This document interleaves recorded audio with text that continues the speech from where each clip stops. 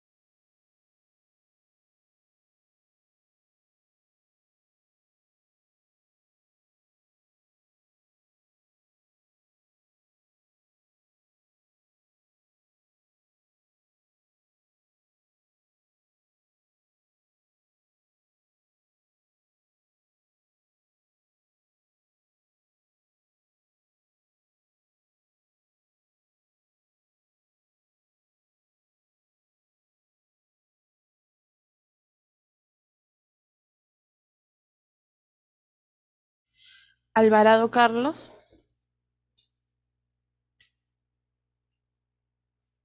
Alvarado, Presente, buenas tardes. ¿cómo estás? Amaranto Crespín,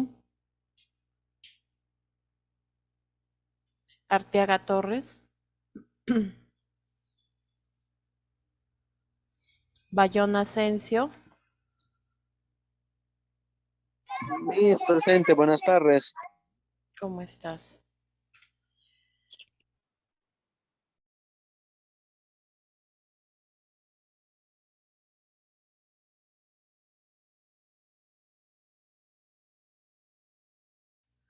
Cabrera Barbosa,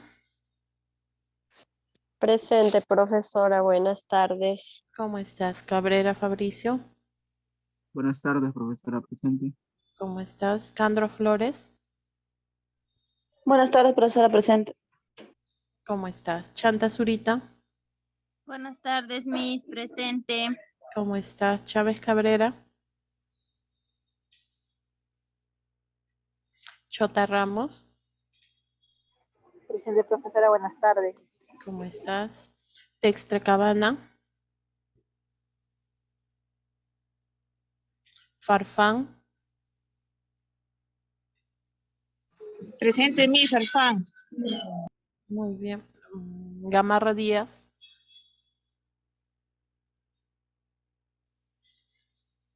Guillén Medina,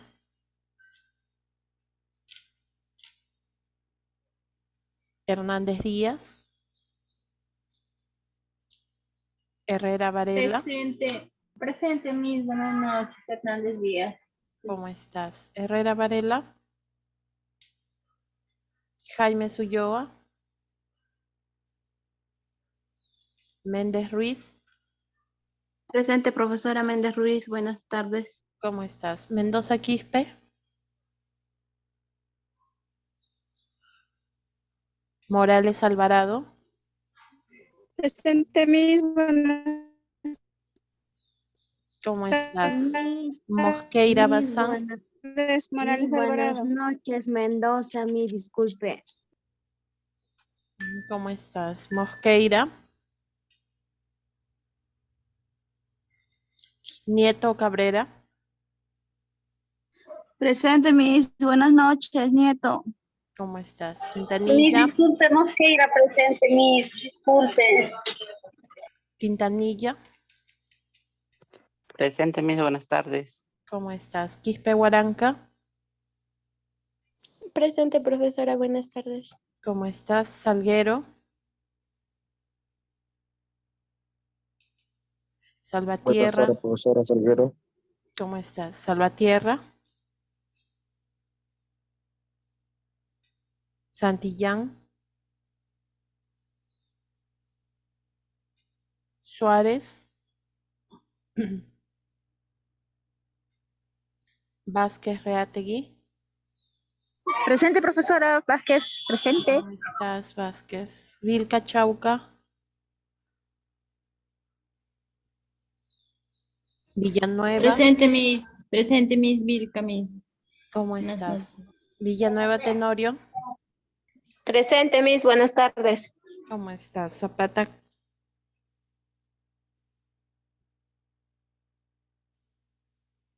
Zapata Lourdes.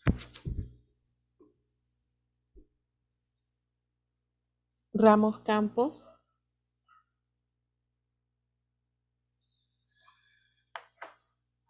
Vigo. Presente, Miss. Buenas tardes. ¿Cómo estás? Vigo, has conversado con... Ese día no te dije, ¿no? ¿Verdad? Has conversado con Secretaría acerca de... Porque tú no apareces en la lista, Vigo.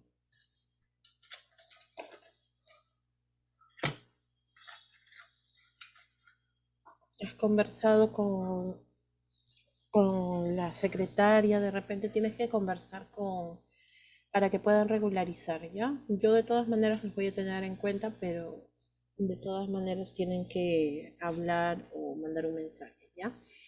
Muy bien, a ver, levanten la mano por favor los que faltan su asistencia. Ya, muy bien. Arteaga. Presente, Miss. ¿Cómo estás? Suárez. Presente, Miss. Buenas noches. ¿Cómo estás? Dextre. Presente, Miss. Buenas tardes. ¿Cómo estás? ¿Alguien más que falte, por favor? Mosqueira, Miss. Muy bien, Mosqueira. ¿Alguien más? Chávez, Miss. ¿Cómo estás, Chávez? Muy bien.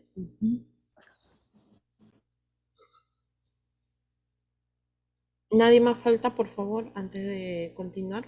Zapata, Miss, buenas tardes. Disculpe la tardada. Muy bien, Zapata, ¿cómo estás? Ya, listo. Ahora sí. Entonces, vamos a continuar con la clase para poder finalizar este tema. Nosotros estábamos trabajando la terminología el día miércoles. Hoy día ya terminamos con este punto que viene a ser microscopio y los materiales de laboratorio que mayormente se utilizan, ¿no? Listo. A ver, uno de los equipos más importantes que debe tener un laboratorio microbiológico viene a ser el microscopio, ¿no? El microscopio, como ya habíamos visto nosotros, pues viene a ser un material que ha pasado por muchas etapas, ha pasado en realidad por muchos avances. El que ustedes ven en la imagen al lado izquierdo viene a ser un microscopio óptico que tiene solamente un cañón, o sea, para poder visualizar con un solo ojo, ¿no? En cambio, el que se encuentra al lado derecho viene a ser un microscopio electrónico que es mucho más preciso, es mucho más fácil de usar. ¿Por qué? Porque en este caso, pues tiene dos cañones y por lo tanto no es tan complicado como que estar tapando una sola vista para poder visualizar como en este primer microscopio, ¿no? Pero ya saben que uno de los primeros microscopios que sí fue aceptado fue por Anthony van Leeuwenhoek, ¿no? Listo. Y a lo largo de los años pues ha ido cambiando. Vamos a ver un poco las partes del microscopio para que ustedes puedan saber exactamente qué función cumple en cada caso, ¿no? Primero tenemos esta parte de aquí, la parte superior, donde nosotros colocamos nuestra vista para poder observar la muestra microscópica que viene a ser el ocular, ¿no? Esta tiene una luna de aumento para poder ver precisamente. Después la segunda parte, el punto o la parte número 2 viene a ser aquí el brazo o el soporte del tubo, ¿no? Nosotros lo podemos trasladar agarrando de aquí de este brazo. El tercero viene a ser la platina, ya, la platina. Tenemos lo que viene a ser, esta platina viene a ser prácticamente toda la base, ¿no? La base de donde se coloca lo que viene a ser la muestra, ¿ya? Después tenemos el 4 que viene a ser el ajuste macro y micrométrico. O sea, este es el que va a poder aumentar o disminuir de tamaño el enfoque para poder visualizar, ¿no? En lo que es el 5, este de aquí viene a ser el ajuste de altura de la platina que va a permitir subir y bajar esta base, ¿ya? Para poder enfocar adecuadamente y así poder observar mejor. El 6 que viene a ser la base o el pie, ¿no? Para que pueda sostenerse el microscopio y así de esa manera pues poder tener sobre una superficie plana el microscopio. 7 que viene a ser una fuente de luz, que en este caso viene a ser como una especie de espejo en el cual nosotros vamos a guiar la luz del día. Pero en otros microscopios tiene su propia fuente luminosa como si fuera un foco, ¿ya? Para poder enfocar adecuadamente esa luz y que va a viajar a través de este condensador y así iluminar lo que viene a ser la muestra y observarlo también de una manera más precisa. Tenemos el 8 que viene a ser el condensador, que es el que guía la luz hacia lo que es esta platina. Lo que vienen a ser las pinzas, estas de aquí que sujetan lo que viene a ser las lunas portaobjetos, donde nosotros colocamos ya sea la muestra sólida o la muestra líquida para ser observada. Estas van a fijarlo porque no se deja así nada más lo que es la lámina portaobjeto. 10 que viene a ser el objetivo, cada uno de estos tiene un aumento diferente, ¿ya? Cada uno de estos viene a ser un objetivo y dependiendo del tamaño de lo que queremos observar, nosotros vamos a ir girándolo. ¿Y cuál es el que permite girar? El 11 que viene a ser el revólver, ¿ya? Permite girar para poder ajustar bien lo que es el objetivo. Y 12 que viene a ser el tubo, ¿ya? Muy bien, listo. Entonces, esas vienen a ser las partes más importantes del microscopio. Ocular, el brazo, la platina, el ajuste macro y micrométrico, perdón, lo que es el 5, el ajuste de la altura de la platina, lo que es la base, la fuente de luz, el condensador, las pinzas, los objetivos, el revólver y el tubo, ¿no? Esas vienen a ser las partes. Muy bien. Ahora vamos a ver los materiales de laboratorio que se utilizan. Si bien es cierto, un laboratorio puede variar bastante, porque no es lo mismo hablar de un laboratorio que se utiliza en un colegio, en un laboratorio químico farmacéutico, no es lo mismo un laboratorio microbiológico, ¿no? Son diferentes. A veces existen materiales que se utilizan en algunos y en otros no, ¿no es cierto? ¿Cuáles son los principales materiales de laboratorio que se utilizan en microbiología? Una de ellas viene a ser la luna de reloj. La luna de reloj viene a ser un material de vidrio que permite pesar. ¿Por qué? Porque es bastante ligero, o sea que no varía mucho el peso de algunas muestras o de algunos productos. Entonces, y aparte permite desecar soluciones, o sea, aquí se dejan las muestras para poder secarlas, para convertirlas de repente en polvo, y también se utiliza bastante en lo que es farmacia. Y todo esto permite observar claramente ya que es transparente porque es hecha de vidrio, ¿no? Esta viene a ser la luna de reloj. Muy bien. Este de aquí que ustedes pueden observar viene a ser la lámina porta y cubre objetos. Porta objetos, esta que es más larga, también es hecha de vidrio transparente en el cual se coloca, ¿no?, la muestra, como les decía, una pequeña muestra de repente de algún tejido o algún líquido, y es algo mínimo que puede ser observado en el microscopio, ¿no? Después de colocar lo que es la muestra que se requiere, por ejemplo, en una muestra de orina se coloca una gota aquí y se cubre con esta lámina. Por eso se le llama lámina cubre objetos, que solamente va a cubrir una porción nada más.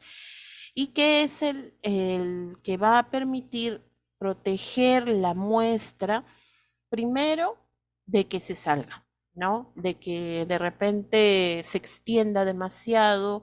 Si no está bien colocado el microscopio, puede derramarse esta muestra. Entonces la lámina cubre objetos va a impedir que se extienda. Segundo, va a evitar que se contamine con el polvo, con el aire, que se contamine con todo lo que se encuentra en nuestro entorno, ¿no? Y así no tener quizá un diagnóstico equivocado, ¿no?, por una muestra contaminada. Listo, entonces esto se utiliza bastante. Las láminas porta y cubre objetos, ¿ya? Después tenemos lo que es la probeta. A ver, vamos a ir acercando un poco. Lo que es la probeta, este viene a ser un instrumento volumétrico, que significa que tiene una medida muy exacta en mililitros. Por ejemplo, tenemos esta probeta que tiene hasta 100 mililitros y en este caso está conformado por una base para colocarlo en una superficie plana y así poder medir la cantidad de la muestra o del contenido que nosotros queremos de una manera precisa. Para esto sirve la probeta.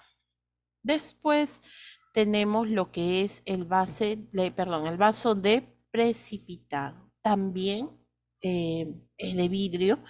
Ojo, que en estos casos también existen materiales de plástico, pero no son tan convenientes utilizarlos. Primero, porque se deterioran más rápidamente y segundo, porque no se podrían utilizar nuevamente.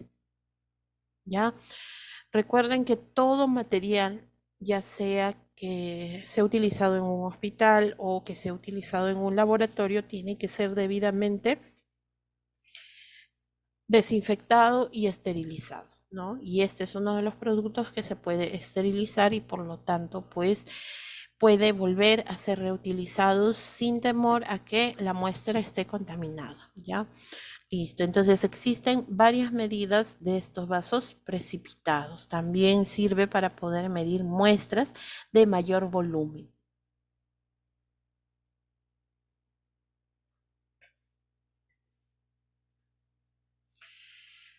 Tenemos también lo que es la pipeta. La pipeta.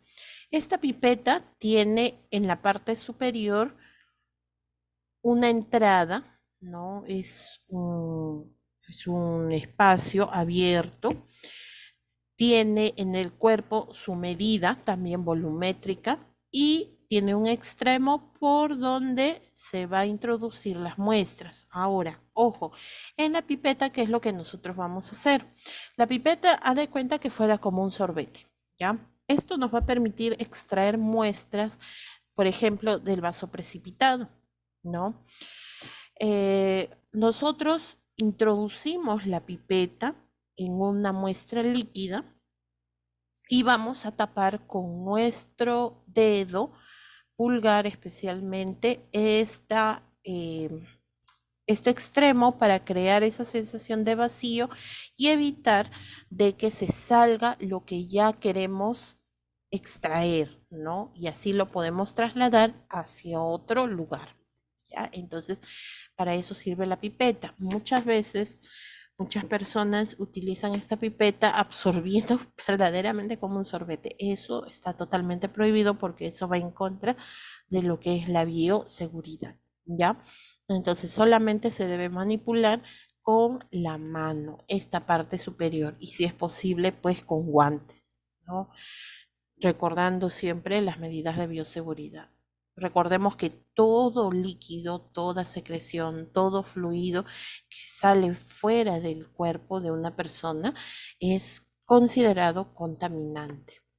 Entonces, y hay que considerarlo así, ¿ya? Por favor, entonces este tipo de cosas hay que tener mucho cuidado cuando nosotros tenemos en cualquier momento algún contacto con fluidos corporales. Después tenemos los tubos de ensayo. Estos tubos de ensayo son tubos de vidrio donde se recolectan también las muestras, especialmente de sangre. Estos tubos de ensayo tienen diferentes tapas, diferentes colores para poder identificar el tipo de muestra que se requiere. Por ejemplo, hay muestras específicas, por ejemplo, de lo que son lípidos. En otros casos se quiere saber acerca de las toxinas en el cuerpo, si es que se requiere saber la oxigenación de la sangre, ¿no? Hay sangre venosa, sangre arterial, y en todos los casos de estos tubos son especiales porque tienen un contenido o una recubierta de una sustancia para evitar lo que es la coagulación, que en este caso viene a ser, a ver, ¿quién me puede decir cómo se llama esa sustancia que evita que la sangre se coagule?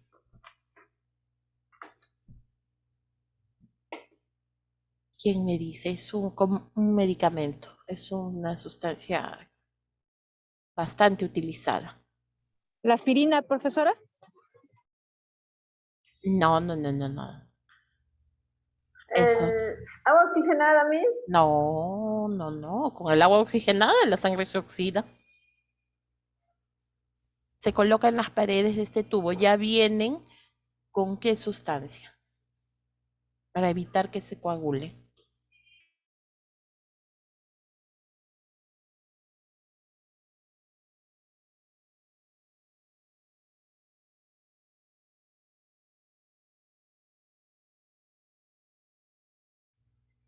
A ver, ¿cómo se llama?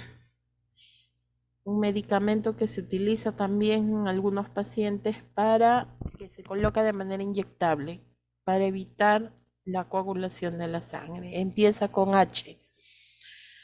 Heparina. Exacto, Heparina. muy bien, Cabrera.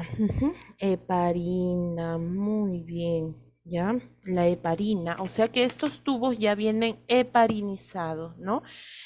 Y esto permite que la muestra dure un tiempo más prolongado. Con eso no significa que va a durar pues 3 días, 4 días, no. Tienen que ser procesados en el mismo día. Pero eso va a evitar, ustedes saben que por la acción del aire, del oxígeno, igual se va secando esa muestra, ¿no? Entonces, Mosqueira, tu audio, por favor. Muchas gracias. Entonces, por eso vienen heparinizados, ¿ya? Muy bien. ¿Cuánto tendrá estos tubos de ensayo? Se saca una muestra aproximadamente de 5 mililitros hasta máximo 10 mililitros. No se saca más, ¿ya? Después tenemos las placas de Petri. Estas son las placas de Petri. La placa de Petri viene a ser también un material bastante utilizado en lo que es microbiología, en los laboratorios microbiológicos, porque aquí es donde se hacen las muestras de cultivo de cualquier sustancia, ¿no? Puede ser de orina, puede ser de sangre, puede ser de heces, ¿no? ¿Qué es lo que se hace? Aquí en esta placa, que consta de 2 elementos, una que viene a ser la base y otra que viene a ser la tapa, ¿ya? Como les digo, para evitar que se contamine de otro elemento externo.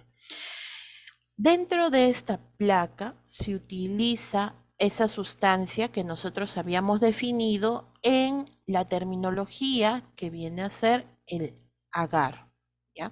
El agar viene a ser una sustancia gelatinosa y así como la gelatina se echa y se coagula, ¿no?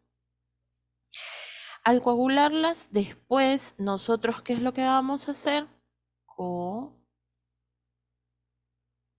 un instrumento también de laboratorio, hacemos lo siguiente. Dentro ya está, ¿no? Nosotros tomamos la muestra y hacemos esto, hacemos un barrido. Y ahí es donde sembramos nosotros esta muestra para identificar el tipo de microorganismo que se encuentra contaminando esta sustancia, ¿ya? Entonces, para esto sirve la placa de Petri. Tenemos lo que es la bagueta. La bagueta vienen a ser unas varillas también de vidrio que se utiliza para poder mezclar sustancias, ¿no? Es como si fuera el homólogo de una cuchara, ¿no? Parecido. Entonces, esto también permite mezclar bien, ¿no? Y después, para poder, si es que esa sustancia se está sedimentando, para poder mezclar todo. Después tenemos el embudo, ¿no? Asa de siembra, que es esta de aquí, que es muy diferente a la bagueta.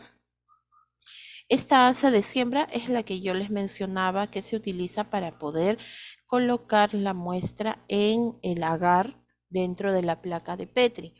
Primero se esteriliza este extremo del asa de siembra y con esto sacamos un poco de muestra y empezamos a hacer el sembrado, ¿no? El barrido que les mencionaba.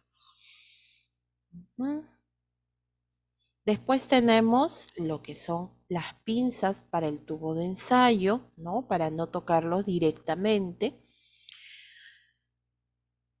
Tenemos lo que viene a ser el matraz de Erlenmeyer y el matraz aforado.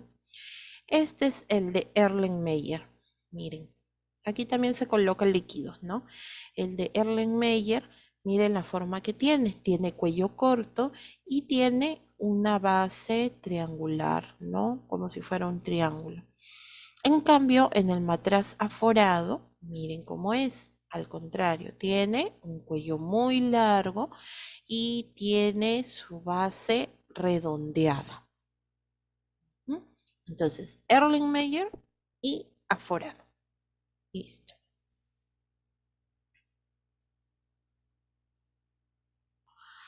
Y por último, tenemos lo que es el mechero, este de aquí, que utiliza ron de quemar, ¿no?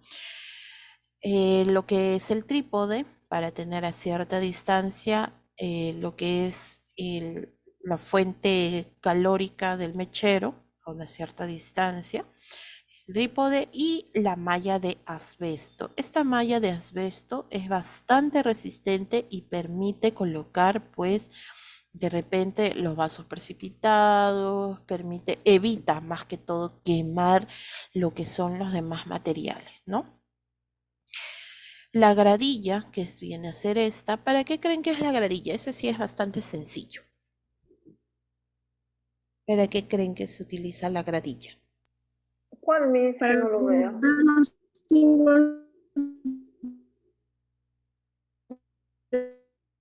Para poner las muestras, Miss. Ya, muy bien. Específicamente, ¿qué Ver los tipo? tubos de ensayo. Exacto, para colocar los tubos de ensayo por separado. Por ejemplo, Para colocar las muestras. cuando el paciente va, ustedes, por ejemplo, en algún momento se han ido a sacar alguna muestra, ¿no? Entonces, primero a ustedes les piden la orden con la cual van para poder sacarse una determinada muestra que les ha pedido el médico, para poder identificarlos también a ustedes. Ese es uno. Segundo, en los tubos de ensayo si son hospitales, vienen con su código de barra, ¿no? Porque ahí están todos sus datos. Pero si es de manera particular, entonces les colocan el nombre, tienen la precaución de colocar el nombre para poder evitar tener errores. Ojo, esto es como en el caso de los niños cuando nacen. Antes de que el niño nazca, nosotros ya debemos tener preparado nuestro brazalete de identificación. Apenas nace ya nosotros le colocamos. Claro que se le coloca el apellido paterno y materno, ¿no? No tiene nombre, pero por lo menos los dos apellidos para poder identificarlos y evitar tener ese cambio de identidad. Es muy peligroso. Imagínense que esto suceda, por ejemplo, en el caso de las muestras, que tú te vayas a tomar un examen de sangre y haya o exista un error. Imagínense que les den un diagnóstico equivocado, ¿no? Un resultado equivocado. Por eso, en este caso, por eso se colocan las gradillas y están separadas porque va el tubo de ensayo con su respectivo nombre o sus datos y también va envuelto con la muestra, con la orden, ¿ya? La muestra va envuelta con su orden. Listo. Entonces, imposible equivocarse aquí. Después tenemos el frasco ámbar y el gotero. Este frasco ámbar tiene una característica. ¿Qué característica es la que llama la atención en este frasco?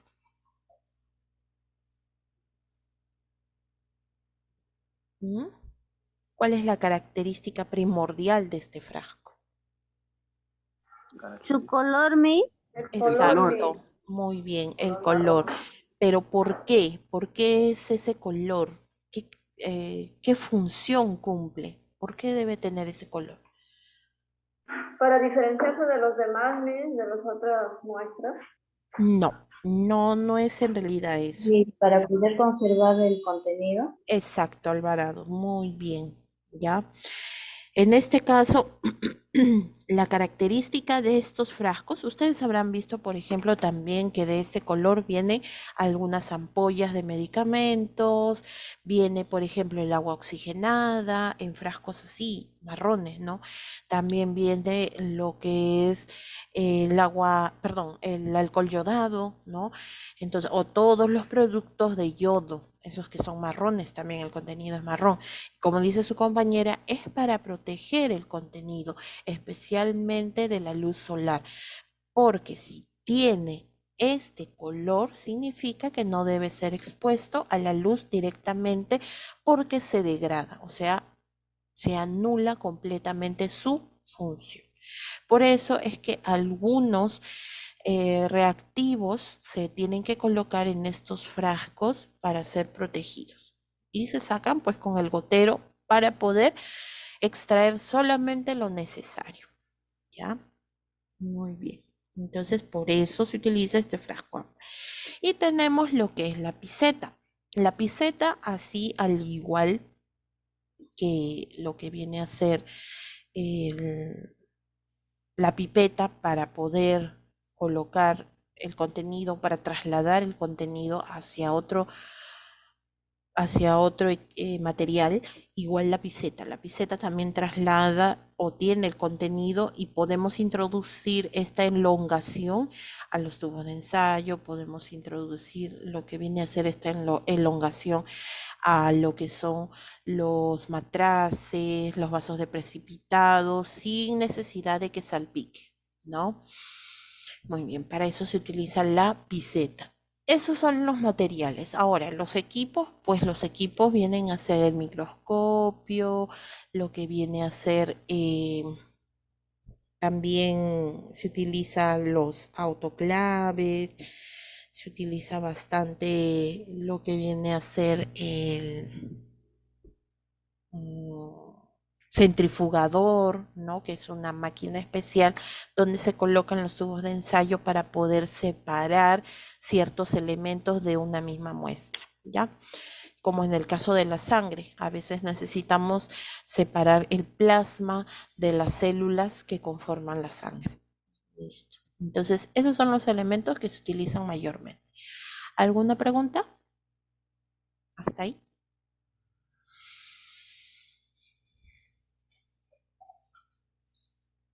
¿O todo queda claro? Profesora, no le había entendido sobre la piseta. ¿Para qué sirve? Ah, ya, la piseta permite, este es de plástico, este sí es de plástico. La piseta permite, como es bastante maleable, o sea, es bastante blando esta piseta, permite como si fuera una perilla de goma, o sea, permite aspirar y también permite echar en otros equipos el contenido que tiene, ¿no? Sin necesidad de salpicar. ¿Por qué? Porque con esta elongación puede introducirse a un frasco, a un matraz, puede introducirse a una probeta y se presiona el frasco para poder expulsarlo. Y en este caso, si nosotros queremos aspirar algo con la piseta, entonces presionamos primero y después soltamos y aspira también. O sea, al igual que agrega, también puede quitar, ¿no? Ok, mis gracias. Muy bien. ¿Alguna otra pregunta más? Listo.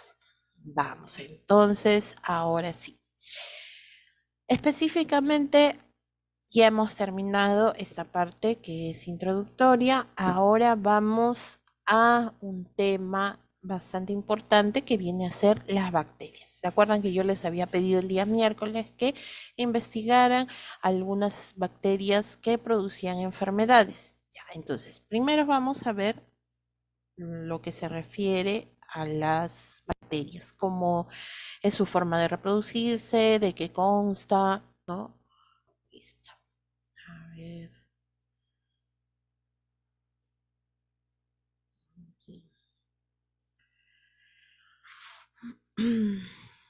¿Me avisan por favor cuando ya se pueda visualizar la diapositiva?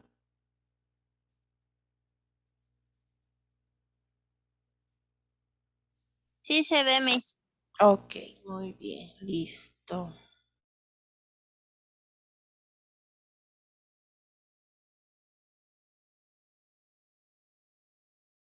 Listo, vamos a ver las bacterias. En realidad, las bacterias vienen a ser los microorganismos más abundantes en el mundo, ¿no?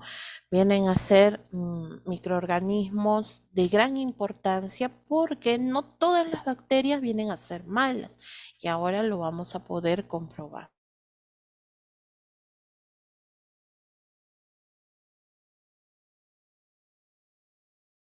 Ya, a ver, las bacterias, vamos a ver. Como dice aquí en esta parte introductoria, hay muy pocos lugares en el mundo que estén libres de bacterias. ¿Eso qué quiere decir? Que a nivel mundial, en todas las partes prácticamente existen bacterias. Inclusive se dice que pueden encontrarse hasta 5 metros de profundidad, ya sea en el suelo, ya sea en el agua o en el aire, ¿no? O sea, imagínense, si nosotros escarbamos 5 metros, aún así podemos seguir encontrando bacterias, ¿ya? Porque hay bacterias que no necesariamente necesitan de la luz, necesitan del aire, sino que pueden necesitar otros elementos para poder sobrevivir.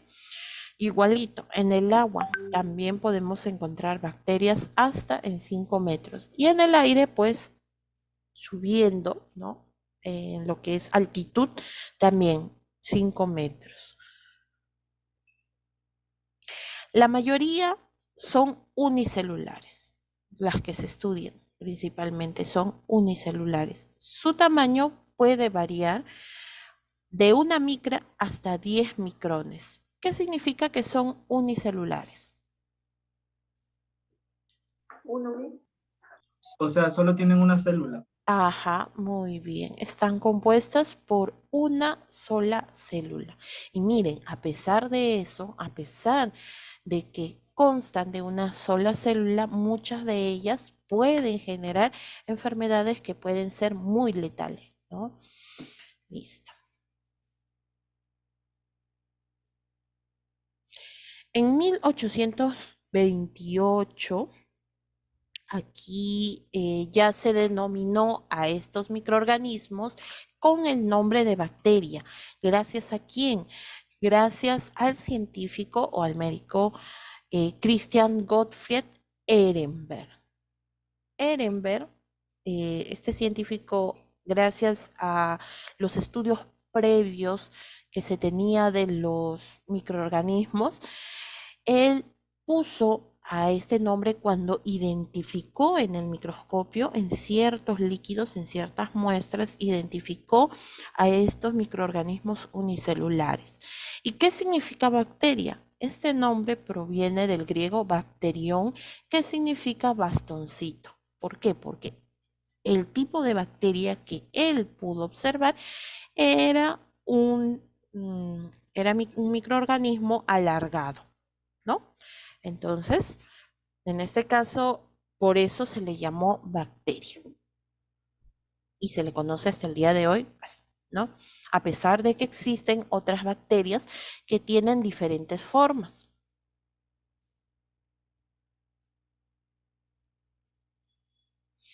Entonces, ahora sí, vamos a ver qué cosas son bacterias. Las bacterias son organismos unicelulares, ya sabemos qué es lo que significa, que constan de una sola célula, que son procariontes. ¿Qué significa procariontes? Ojo, acuérdense, que carecen de núcleo. Toda célula, todo organismo eucariota, por ejemplo, nosotros estamos constituidos por células eucariotas, tienen núcleo, o sea, eso quiere decir que vienen a ser más complejos, tienen un proceso y tienen órganos, orgánulos también que crean un sistema de nutrición, un sistema de supervivencia. Por eso les digo, las eucariotas son más complejas, pero en este caso las bacterias vienen a ser procariotas. Puedes pronunciarse así de esa forma, procariotas o procarionte, ¿no? Que carecen de núcleo, no tienen núcleo. Existen bacterias patógenas y también existen bacterias benéficas, ¿ya? Bacterias patógenas porque producen muchas enfermedades y bacterias benéficas porque no necesariamente tienen que producir alguna enfermedad, sino que más bien benefician al cuerpo, ¿no? Muchas bacterias disponen de flagelos, o sea, de esa elongación o de ese,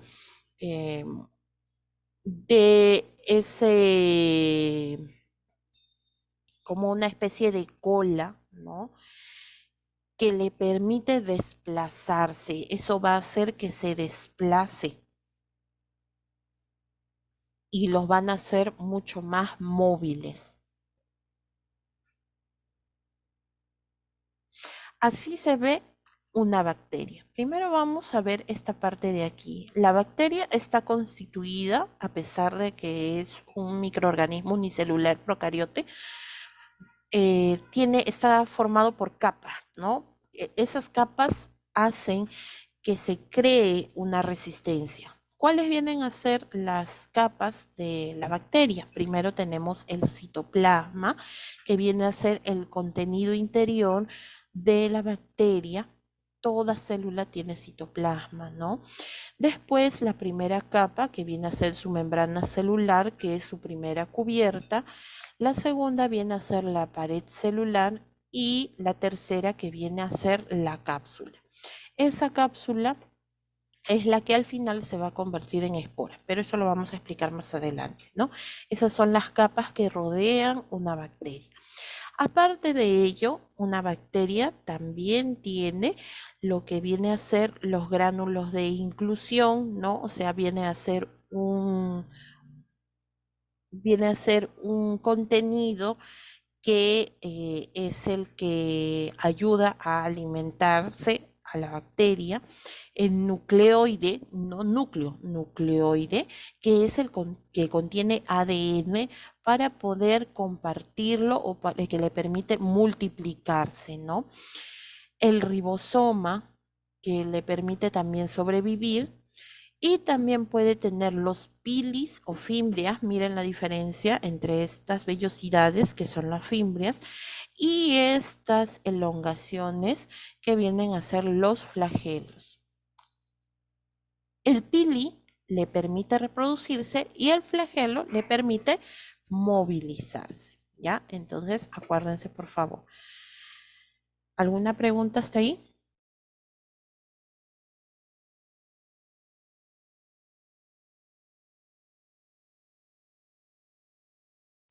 Miss dijo pili o pili. Pili. A la fimbria también se le conoce como pili. Acá está. Pili. P-I-L-I.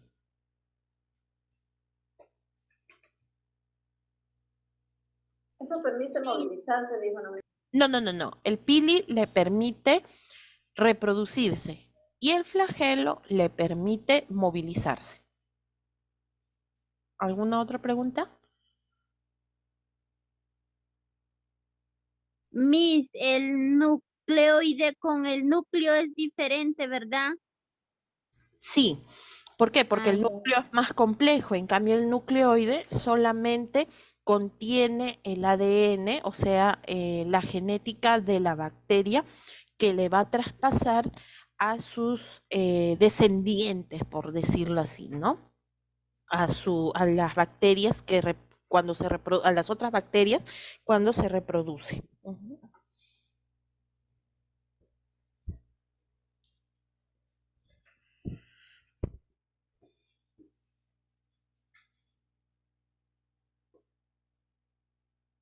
Muy bien, entonces continuamos.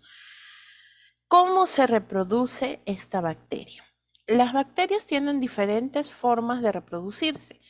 Una de ellas viene a ser por medio de la fisión binaria. Fisión, ¿ya?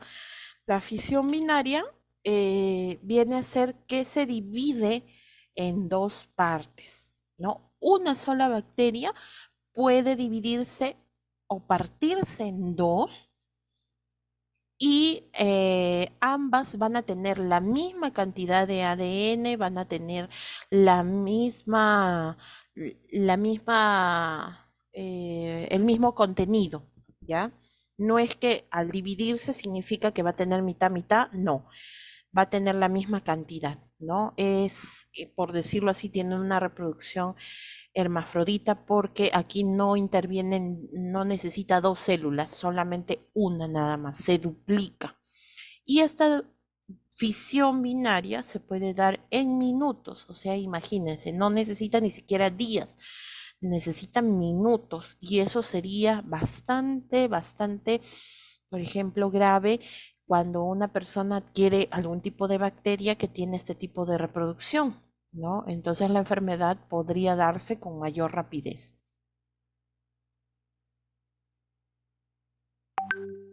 Después tenemos lo que es la conjugación, ¿no? La conjugación viene a ser cuando una bacteria comparte su ADN a través del pili a otra bacteria. Miren, a través del pili, no es a través del flagelo. El flagelo le permite desplazarse, el pili permite reproducirse. Ahí sí se necesita dos bacterias, ¿no?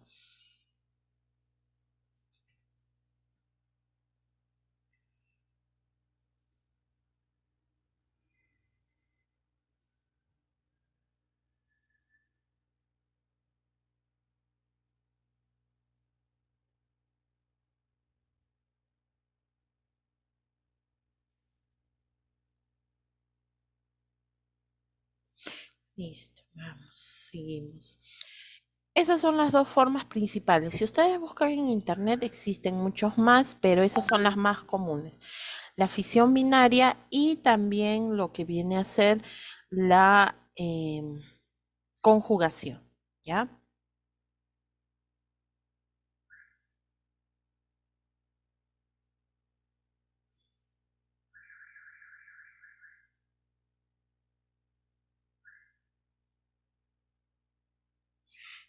Listo, vamos, seguimos.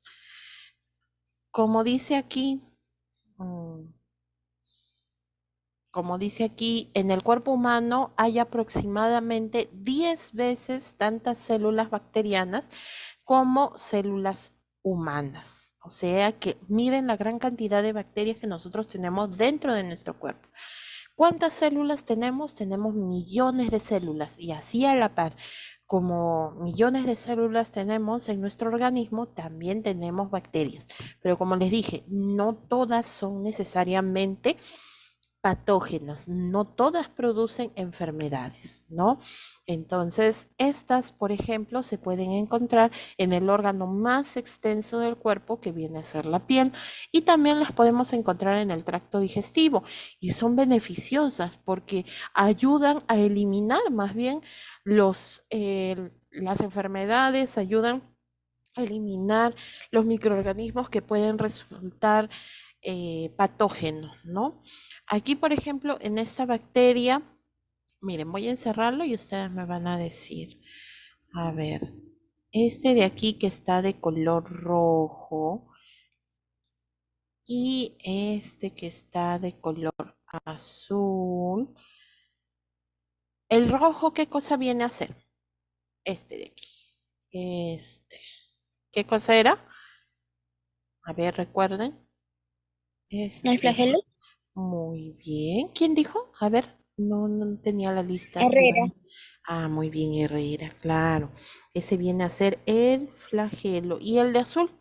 ¿Cómo se llama? Pili. El pili. Muy bien, Chanta. Listo. Entonces, acuérdense, ya ahí se están acordando. Y miren, fíjense cómo se ve la parte externa de la bacteria que si tuviera, como si tuviera una capa muy gruesa, ¿no? Pero ya sabemos que está conformada por varias capas, pues, ¿no? Por eso es que a veces es difícil combatirla, ¿no? También de esa manera se protegen las bacterias. Muy bien.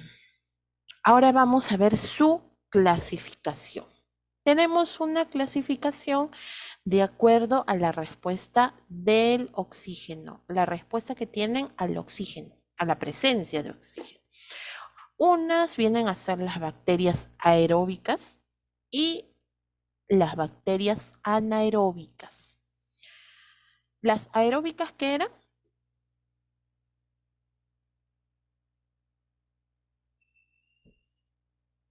¿Qué significa aeróbicas? Eso lo hemos visto el día miércoles en la terminología. A ver si recuerdan. ¿Qué cosa significa aeróbicas?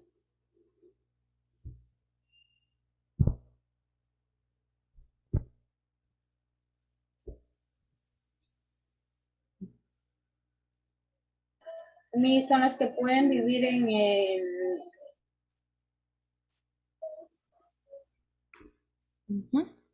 Sí, así te escucho.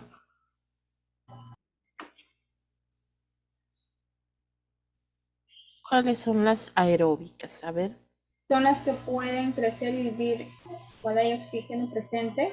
Ajá, son las que necesitan de oxígeno, ¿no? Las bacterias aeróbicas necesitan de oxígeno. Muy bien. ¿Y las anaeróbicas?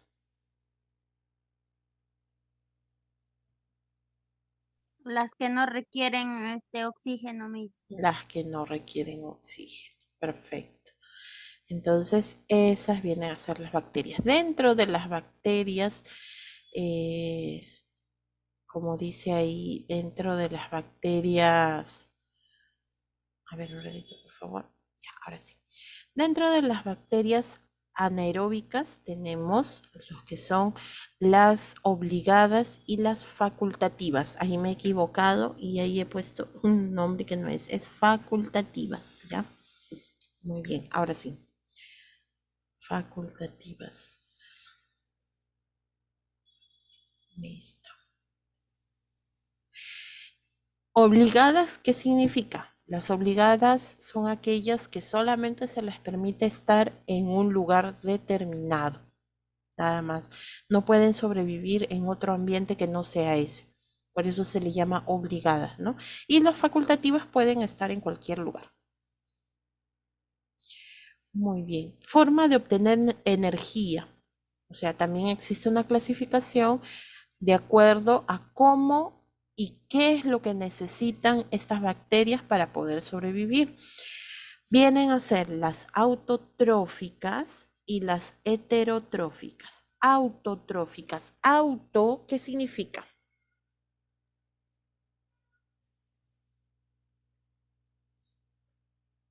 Por ejemplo, las plantas son autótrofas. ¿Qué característica tienen las plantas entonces?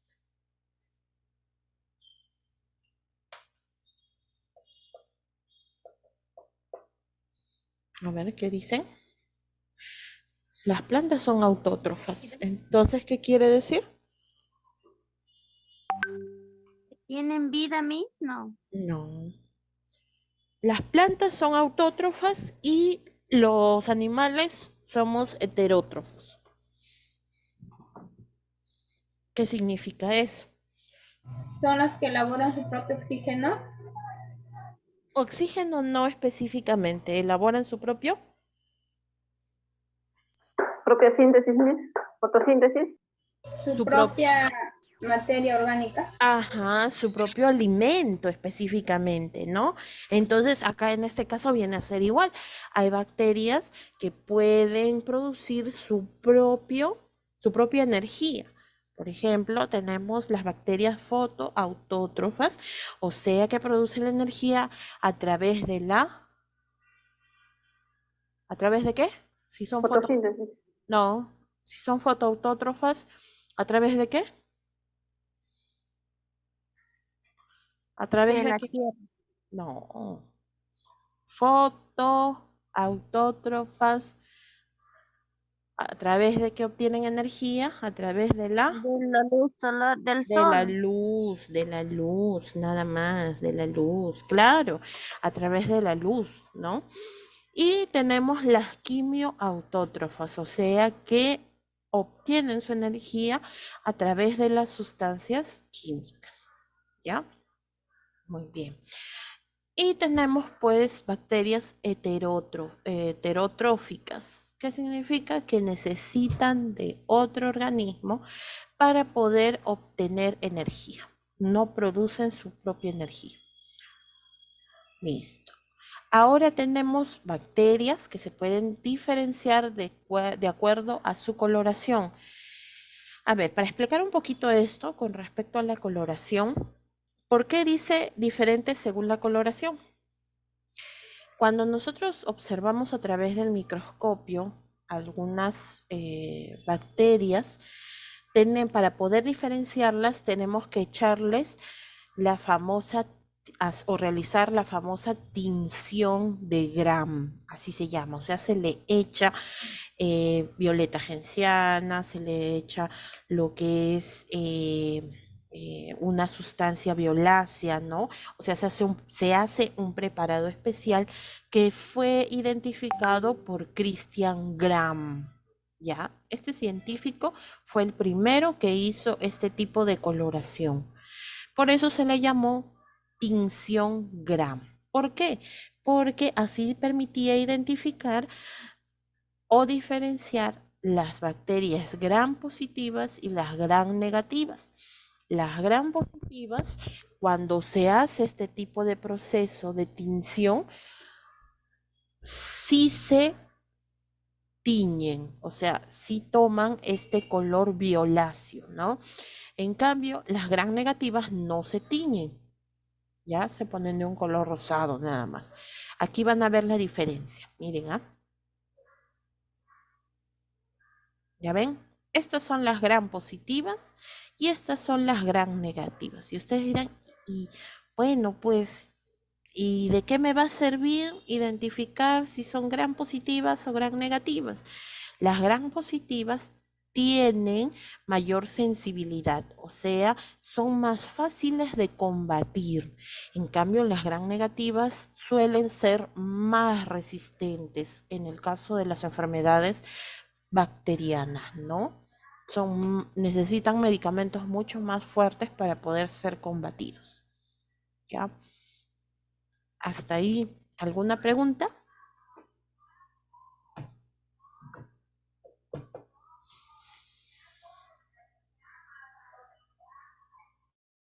No,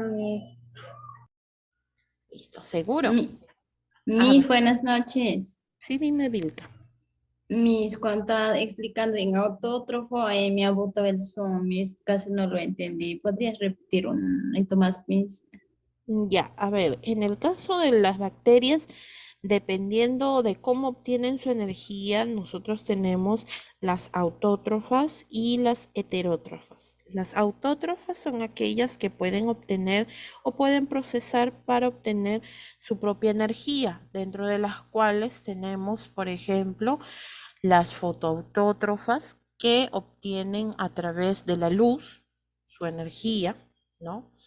Y las quimioautótrofas que obtienen a través de las sustancias químicas para poder obtener energía. En cambio, las heterotróficas necesitan de otro organismo para poder procesar o para poder obtener energía. ¿Ya?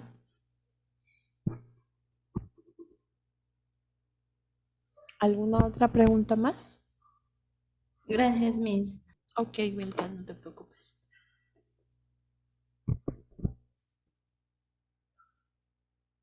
Muy bien, vamos a continuar. Entonces, ojo, que quede bien claro cuál es la diferencia entre las gram positivas y las gram negativas, ¿ya? Vamos a ver otro tipo de clasificación. Ya hemos visto, entonces, según lo que es la coloración, según la obtención de energía, ya hemos visto inclusive los tipos de bacteria de acuerdo a su respuesta al oxígeno. Ya, ahora vamos a ver a otros tipos de bacterias según su forma, según la forma que tienen. Miren, con este esquema se lo van a aprender rapidito. Según su forma, tenemos 4 tipos de formas de bacterias. Tenemos los cocos, los bacilos, las espiroquetas y los vibriones. Los cocos, eso también ya lo hemos visto en la terminología el día miércoles. ¿Los cocos qué forma tienen? ¿Cómo son esas bacterias? Circulares. Exacto, muy bien, Chanta. Tienen una forma circular o una forma esférica, ¿no? Entonces, esos vienen a ser los cocos, así como se aprecia aquí en esta imagen. Muy bien, estos son los cocos. Dentro de los cocos, de acuerdo a la cantidad de cocos que tiene o a la forma que asemejan, también se subdivide en diplococos. ¿Qué significa diplococos? ¿Qué significa el prefijo di? Doble. O sea, que significa que tiene Doble dos, coco. exacto, Doble está coco. formado por 2 cocos, ¿no? Muy bien, Zapata. Por ejemplo, así como se ve en la imagen.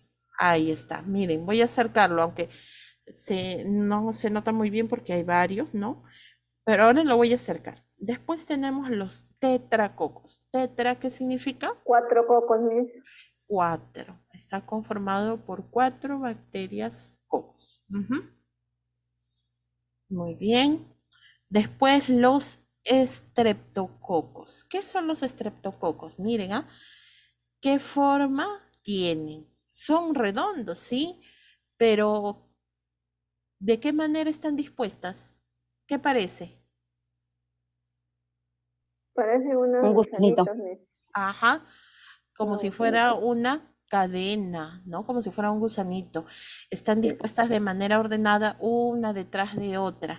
Así es el estreptococo, ¿ya? Así, de manera ordenada, formando como una cadena. Y tenemos los estafilococos. El estafilococo viene a ser de esta forma, como si fueran ¿qué? ¿Qué parece? Hormigas. No, Parecen hormiguitas, Miss. no, no. Este Como rasgo semilla, Miss. Así como Ahí la uva. sí. formas Recién redondeadas. Claro, todos los cocos son redondeados, pero ¿qué parece? Por ahí Parece dijeron, Semilla, Miss. De uva, Miss. ¿quién dijo uva? Semillas. ¿Quién dijo Yo, uva? Miss Santa. Chanta, claro, muy bien, como Yo dije racimos racimo de de uvas, uva, como racimos de uva, exacto. Miren, ¿ah? A ver, entonces, así vienen a ser los diplococos. 2, 1, 2, 1, 2, 1, 2, 1, 2. Están conformados por dos cocos. Tetracocos, acá hay un tetracoco. Miren, aquí, en esta partecita. 1, 2, 3, 4. Ya está. ¿Dónde hay otro tetracoco? Aquí hay. Aquí está el otro tetracoco. El otro tetracoco viene a ser este de aquí. ¿Dónde está? Aquí, este de aquí. 1, 2, 3, 4. Ya están así, juntos. Muy bien. Los estreptococos. ¿Ya? Estreptococos. Miren, uno detrás de otro, como si fuera una fila. Y los estafilococos, como si fueran racimos de uva. Listo. Muy bien. Listo. Cuando ustedes vean en algunos, de repente buscan información, en la abreviatura de estreptococo viene a ser SP. ¿Ya? Así, la primera con mayúscula y la segunda letra con minúscula. Estreptococo. Y el estafilococo solamente una S. Esa es su abreviatura, una S punto. Ahí. S. ¿Ya? Listo. Muy bien. Ahora vamos a ver los bacilos. El único que tiene una subdivisión vienen a ser los cocos. Los demás ya no. El bacilo, ¿qué forma tiene? El bacilo, por eso el que Ehrenberg, cuando vio las muestras, vio mayormente bacilos. Por eso es que la llamó bacteria, porque parece un bastón, ¿no? Miren, tienen una forma alargada, ¿no? Una forma alargada. Bacilos, bacilos, bacilos. Estos son bacilos. Muy bien. Las espiroquetas. ¿Qué forma tienen las espiroquetas? ¿Qué parecen? Y además su nombre también hace alusión a eso. Como una ceramis. ¿Como una qué? espiral. Exacto, como un espiral, ¿no? Como un espiral. Espiroquetas. Y tenemos a los vibriones. El vibrión, ¿qué parece? Parece un punto y una coma. Un huevo. No. ¿Dónde? Estos son los vibriones. Parece un punto y una coma. Punto y coma. Punto Sí, y sí. coma. Ajá. Exacto, esos son los vibriones, ¿no? Entonces, eso es la clasificación de las bacterias según su forma. Cocos, bacilos, espiroquetas y vibrión. Dentro de los cocos, diplococos, tetracocos, estreptococos y estafilococos. ¿Ya? Muy bien. ¿Alguna duda? Disculpe, diplococos no era, ¿no? ¿Cómo? Diplococos, yo había apuntado diplococos y era estafilococos, ¿no? Los Diplococos. 4 diplococos, tetracocos, estreptococos y estafilococos. De tetracocos, diplococos. Ya. Listo. Ahora vamos a ver las bacterias según el flagelo. Depende de dónde esté o cuántos hay. Por ejemplo, acá tenemos, dependiendo, porque no todas las bacterias tienen flagelo también, acuérdense, ¿ya? Como por ejemplo en los anteriores, el coco no tiene flagelo, algunos bacilos sí, las espiroquetas no tienen flagelo, tampoco los vibriones no. Entonces, acá, por ejemplo, los bacilos, ¿no? Los bacilos mayormente tienen flagelos. Monotrico. ¿Qué significa? Uno, Miss. ¿Uno qué? ¿Un flagelo? ¿Un flagelo? Ajá, muy bien. Que tienen un solo flagelo, monotrico. Mono significa uno, trico significa vello o pelo, ¿no? Eso hace referencia al flagelo. Por eso dice monotrico, un solo flagelo. Muy bien. Después tenemos lo que es lofotrico. Lofotrico, ¿qué significa entonces aquí, según la imagen? Muchos flagelos, Miss. Muchos flagelos. ¿Lofo? Lofotrico, ajá.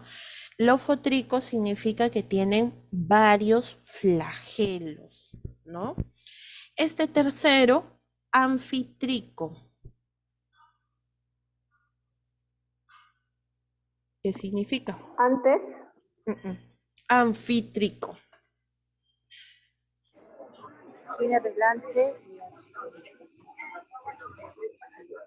Por ahí, Chota. Dos flagelos en posiciones opuestas. Ya, entonces eso significaría un flagelo a cada extremo, ¿ya? Ojo, un flagelo a cada extremo. Muy bien, anfitrico significa un flagelo a cada extremo. ¿Y el peritrico, qué significa?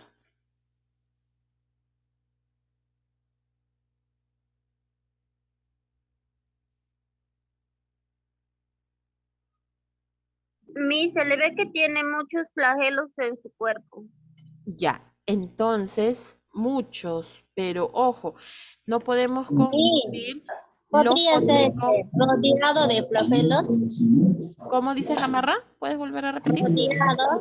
Exacto. Tiene flagelos alrededor, ¿no? Está rodeado de flagelos. Muy bien, ese viene a ser el peritrico, ¿ya? Ujú.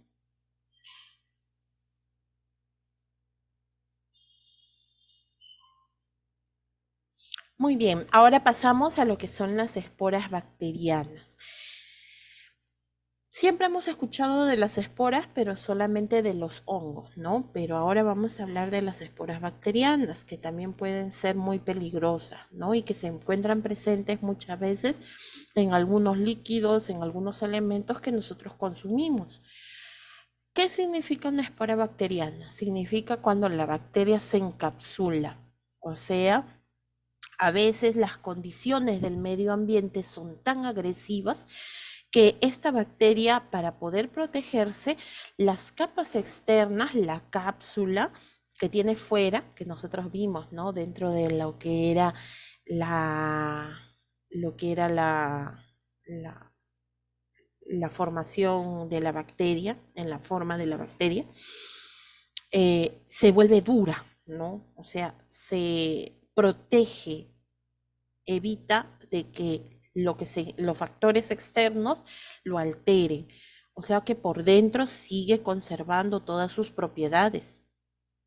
¿Ya? Entonces vuelvo a repetir, la bacteria se encapsula. Cuando una bacteria se convierte en una espora bacteriana, tiene bastante resistencia a las temperaturas extremas, tanto al calor como al frío. Por ejemplo, se han encontrado esporas bacterianas en capas de hielo, o sea, miren, de hielo, o sea, menos 40 grados. Imagínense, o sea, es un frío extremo que a veces a las personas no llegan a sobrevivir, pero estas esporas bacterianas sí. O también al calor. Por eso es que cuando nosotros cocinamos algunos alimentos, tenemos que llevarlo hasta el punto de ebullición. Normalmente las bacterias normales, o sea, en su estado natural, mueren a 60 grados centígrados, pero las esporas bacterianas no mueren a esta temperatura. Tienen que ser llevadas hasta el punto de ebullición, que ¿cuántos centígrados es?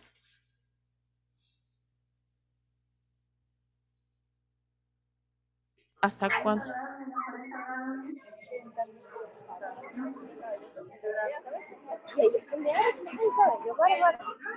Punto de ebullición. ¿Qué temperatura tiene que ser? A 40 grados, No te escucho, Zapata, te escucho muy alejado, hija. A menos 40 grados. 40 grados, Miss.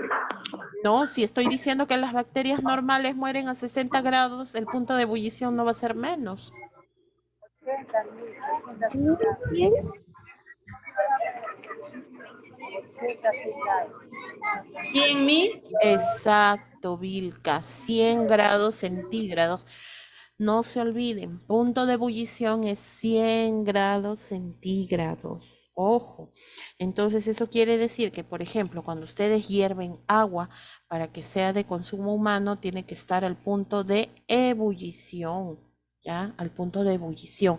Inclusive, ustedes habrán escuchado que no es solamente que parte el hervor y apagan el fuego. No, tiene que estar por lo menos un tiempo más para poder totalmente matar estos microorganismos, ¿ya ve? Por eso es que estas esporas son bastante resistentes, ¿no? Y tienen que pasar el punto, tienen que llegar al punto de ebullición. Resistencia a la desecación y a la presión. ¿Qué significa?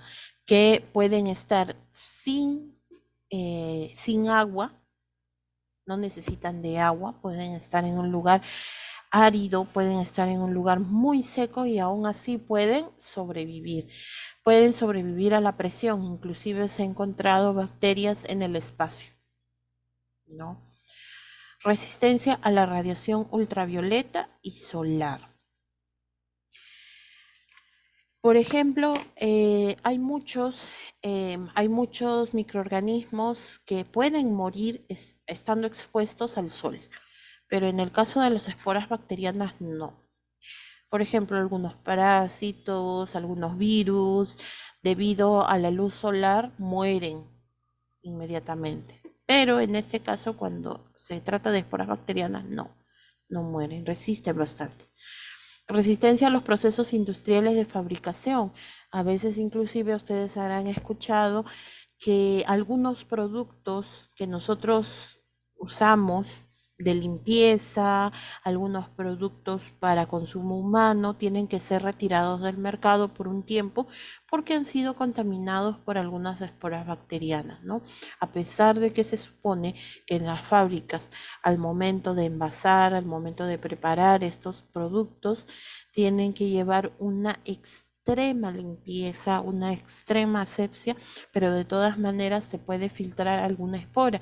Basta que se filtre una espora y toda esa producción se pierde porque está contaminado, ¿no? Porque son bastante resistentes. Resistencia a los ataques por enzimas y detergentes. Cuando nosotros, y eso lo deben haber visto en bioseguridad, ¿no? En el caso de bioseguridad, ustedes han llevado lo que es el tema de desinfección, ¿cierto? ¿O no han llevado ese tema? Sí, mis, sí, toca ese tema, mis. Ajá, lo que es desinfección de bajo nivel, de nivel intermedio y de nivel alto, ¿no? Se supone que hay ciertas sustancias que ayudan a eliminar estos microorganismos, pero lamentablemente, por ejemplo, uno de ellos viene a ser el formaldehído, el glutaraldehído. Al ser utilizados, pueden eliminar muchos microorganismos, pero hay esporas bacterianas que no son eliminadas por medio de estas sustancias, sino que tienen que ser sometidas a un tratamiento especial que viene a ser la esterilización, ¿no? Resistencia a los cambios de pH y salinidad. pH significa que un elemento sea ácido o sea alcalino. Normalmente cuando un pH o una sustancia es ácida, los microorganismos mueren por esa acidez de ese medio, ¿no? Pero en este caso, las esporas bacterianas son resistentes. Tienen alta longevidad. ¿Qué quiere decir? Las esporas bacterianas son prácticamente inmortales e indestructibles, ¿ya? Hay, como les había mencionado, hay esporas que se han encontrado inclusive en momias, de repente en lo que son los de hielo, ¿no? Ahora que han sido congelados y a pesar de eso sobreviven a todas las agresiones, ¿no? Son prácticamente, como dicen, indestructibles y a veces el cuerpo no puede combatirlas, no tiene esa capacidad para poder estar libres de estas bacterias que pueden producir enfermedades. Son 100% durmientes. Ojo, las esporas, no las bacterias en sí, sino las esporas, cuando se convierten en esporas, ¿no? Son 100% durmientes. ¿Qué significa? Que pueden inactivarse por un tiempo, pero después vuelven a aparecer, ¿no? Tienen metabolismo cero, o sea que no necesitan de repente transformar ninguna sustancia para alimentarse. No necesitan de agua cero, actividad enzimática cero, no necesitan de energía. Entonces pueden sobrevivir, por eso les digo, a varios procesos, ¿no?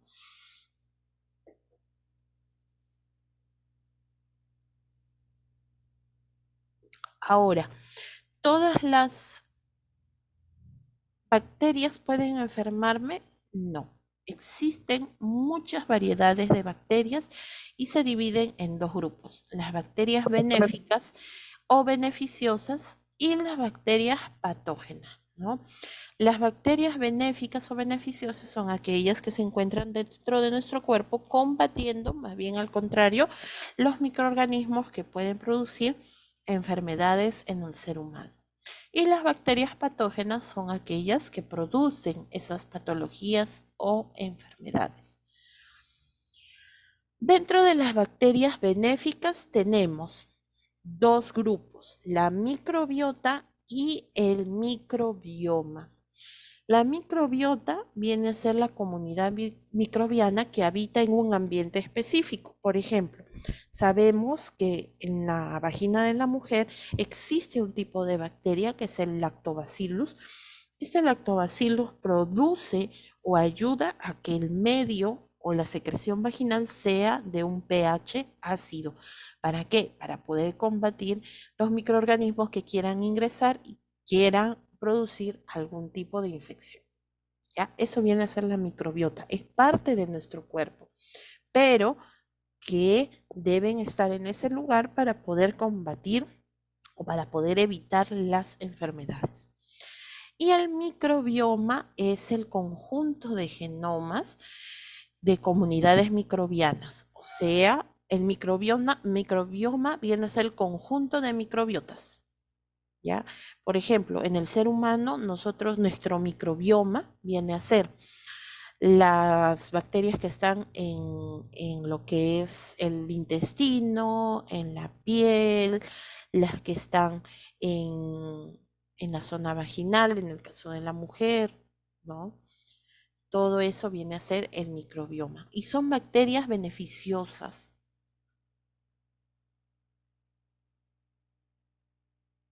Ahora veamos las bacterias patógenas.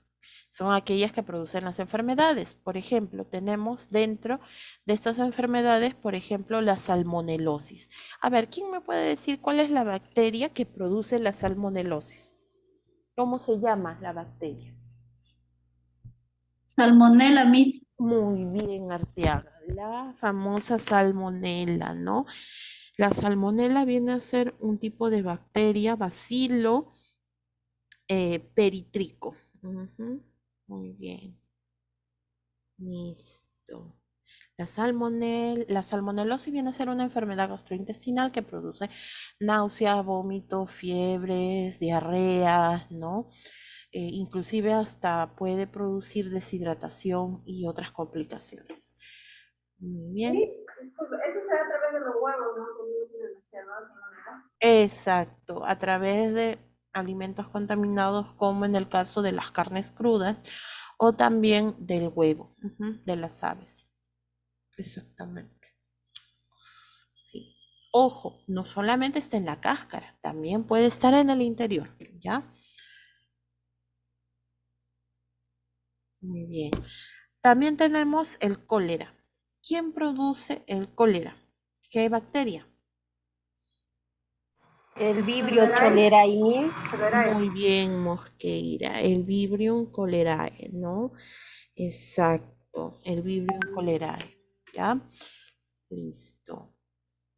El cólera, gracias a Dios, es una enfermedad gastrointestinal que está erradicado del Perú, pero eso no significa que no se encuentre en otros países como por ejemplo Haití, una zona donde no hay agua y pues no hay agua potable, no existen las condiciones higiénicas para poder combatir esta enfermedad y todavía persiste, ¿no? El cólera también produce diarrea, náuseas, vómitos, deshidratación.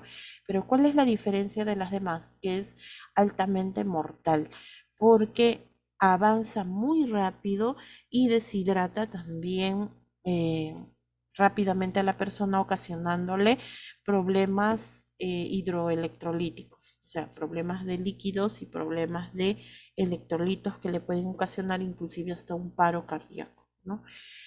La diferencia entre las deposiciones de cualquier infección gastrointestinal con la del cólera es que el cólera elimina una deposición como si fuera evacuaciones líquidas, pero como si fuera agua de arroz. O sea, ustedes han visto cuando lavan el arroz, deja un color blanquecino es como si fuera espumoso. Igual, así viene a ser las evacuaciones cuando una persona tiene cólera, ¿no? Muy bien. GECA, que viene a ser la gastroenterocolitis aguda o la gastroenteritis. ¿Quién produce la gastroenteritis? Sí, dime, Salguero, ¿tienes alguna pregunta? Sí, Miss, y con el tema de personas extraintestinales, qué consecuencia podría causar si tengo una infección estomacal y de repente como una fruta que no soy competente y luego de eso para el ver que suplajo demasiado líquido a la hora de ir a los servicios, tomo una pastilla y soy intolerante, sin darme cuenta lo asumí. ¿Consecuencia podría ser un paro cardíaco? ¿Consecuencia podría ser una intoxicación severa? Con respecto a lo que es el medicamento. Así es, ¿no? Porque, por ejemplo, podemos tener una infección estomacal, pero de repente comí una fruta y me cayó, o me hizo más mal. De repente, contraigo o tomo un medicamento y encima me comienzo a tener otros síntomas más severos, ¿no? Ya, ¿qué pasa? Que cuando hay una infección gastrointestinal y, bueno, se puede diferenciar de una intoxicación medicamentosa porque la intoxicación medicamentosa al presentar alguna reacción puede ser un poco más lenta, porque al ingerir un alimento, un medicamento, tiene que pasar por un proceso y va apareciendo las reacciones, ¿no? Ya sería muy descuidado de la persona si de repente le ocasiona algo más.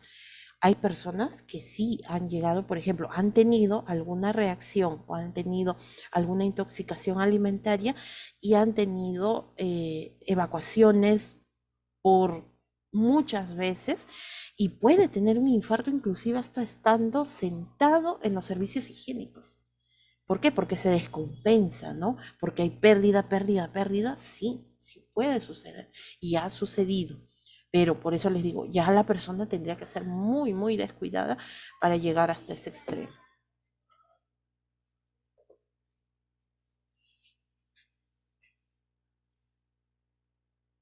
¿Alguna otra pregunta más?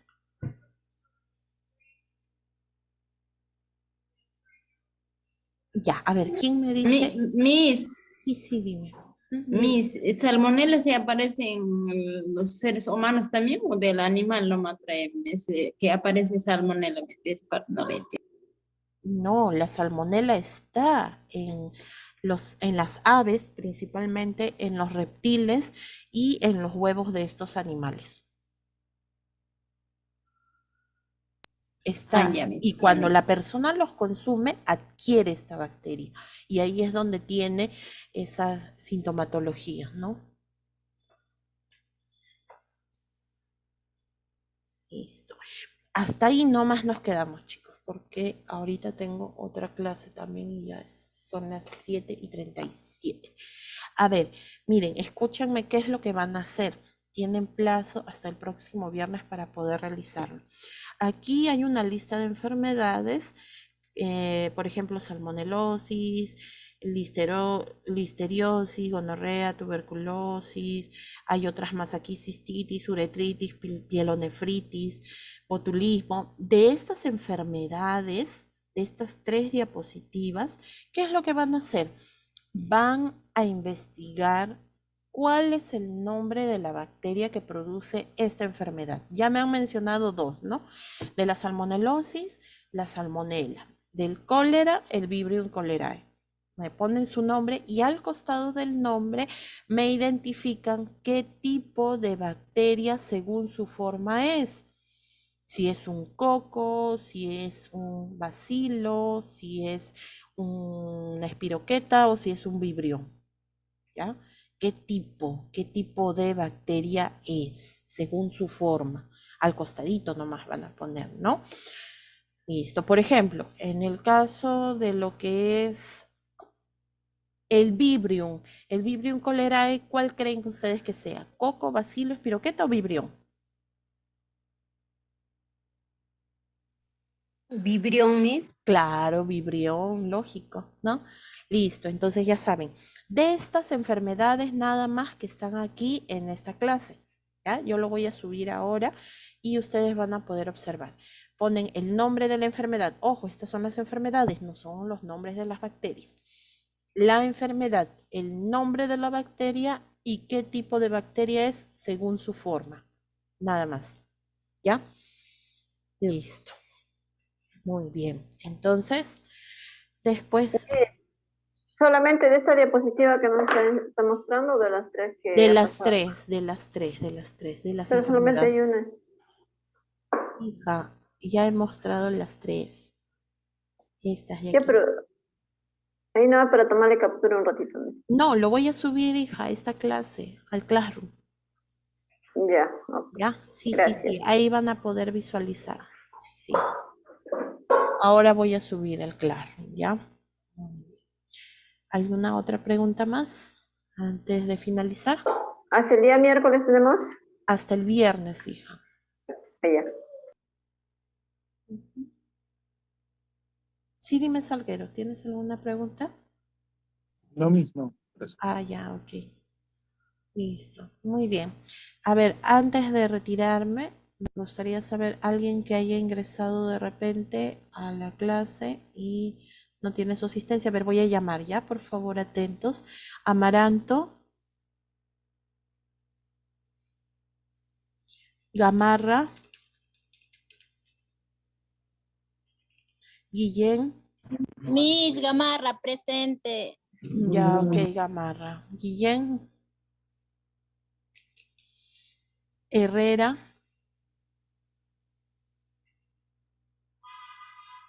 Herrera Varela. Presente, Miss. Ok, muy bien. Jaime Ulloa. Jaime es presente, Miss. Buenas noches. Muy bien, ¿cómo estás? A ver, ¿quién más? Salvatierra. Santillán.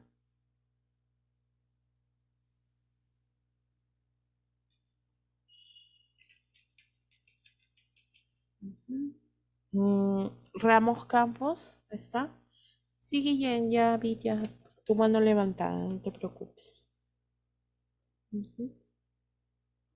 Ya, listo, muy bien. Entonces, ahora sí, con esto finalizamos el día de hoy y ya nos encontramos el día miércoles. El día miércoles, por favor, no se olviden, va a haber examen del primer tema que hemos hecho, no de bacterias, del tema que hemos finalizado hasta materiales de laboratorio. Ya, eso es lo que ya está en el Classroom, en la primera clase. Listo, muy bien. Entonces, con eso finalizamos. Ya nos encontramos el día miércoles. Que tengan buen fin de semana.